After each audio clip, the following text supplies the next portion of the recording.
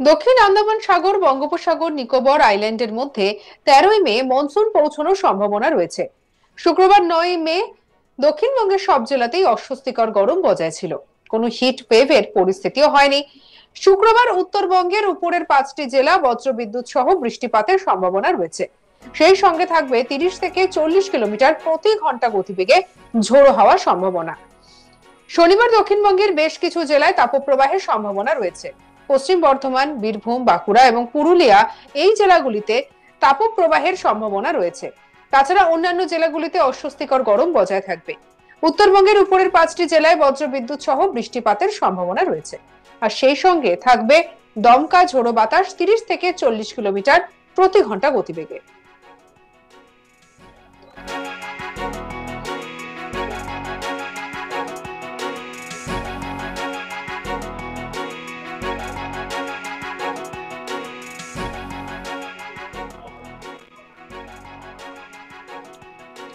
11ই মে দক্ষিণবঙ্গের বীরভূম, পুরুলিয়া, বর্ধমান ও বাঁকুড়া এই জেলাগুলিতে তাপপ্রবাহের সম্ভাবনা রয়েছে।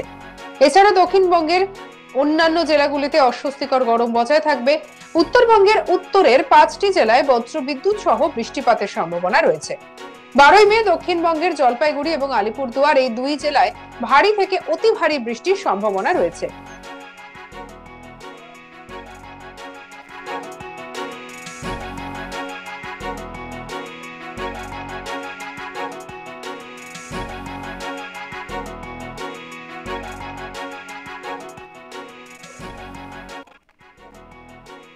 12ই মে দক্ষিণবঙ্গের অধিকাংশ জেলাতে হালকা বৃষ্টির সম্ভাবনা রয়েছে।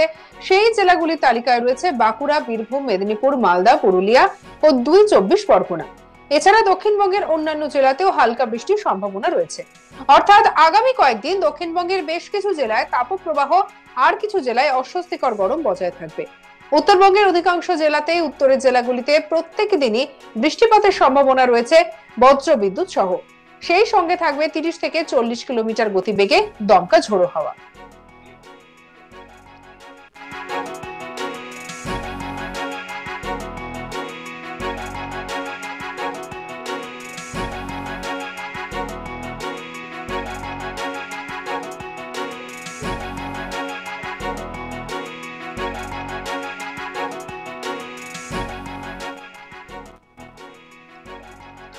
দক্ষিণ আন্দামান সাগর, বঙ্গোপসাগর, নিকোবর আইল্যান্ড সহ যেটা জানা যাচ্ছে এই সবের মধ্যে 13ই মে মনসুন পৌঁছানোর সম্ভাবনা রয়েছে।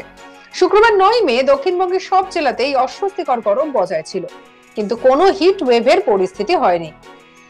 শুক্রবার উত্তরবঙ্গের উপরের 5টি জেলায় বজ্রবিদ্যুৎ সহ বৃষ্টিপাতের সম্ভাবনা রয়েছে। সেই সঙ্গে থাকবে 30 থেকে 40 কিলোমিটার প্রতি ঘন্টা বেগে ঝোড়ো হওয়ার সম্ভাবনা। শনিবার দক্ষিণবঙ্গের বেশ কিছু জেলায় তাপপ্রবাহের সম্ভাবনা রয়েছে। পশ্চিম বর্ধমান, বীরভূম, বাঁকুড়া ও পুরুলিয়া এই জেলাগুলিতে তাপপ্রবাহের সম্ভাবনা রয়েছে। এছাড়া অন্যান্য জেলাগুলিতে অস্বস্তিকর গরম বজায় থাকবে। উত্তরবঙ্গের উপরের 5টি জেলায় বজ্রবিদ্যুৎ সহ বৃষ্টিপাতের সম্ভাবনা রয়েছে। আর সেই সঙ্গে থাকবে দমকা হাওয়া 30 থেকে 40 কিলোমিটার প্রতি ঘন্টা গতিবেগে।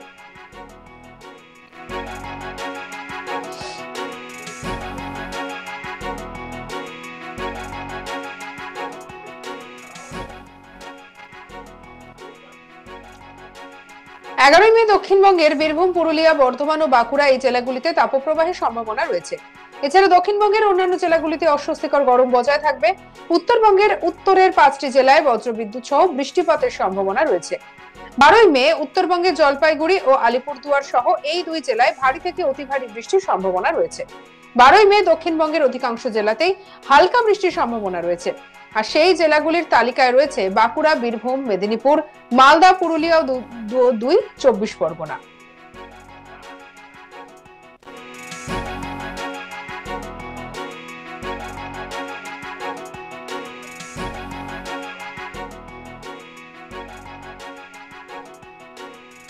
এছাড়া দক্ষিণবঙ্গের অন্যান্য জেলাগুলিতে হালকা থেকে মাঝারি বৃষ্টির সম্ভাবনা।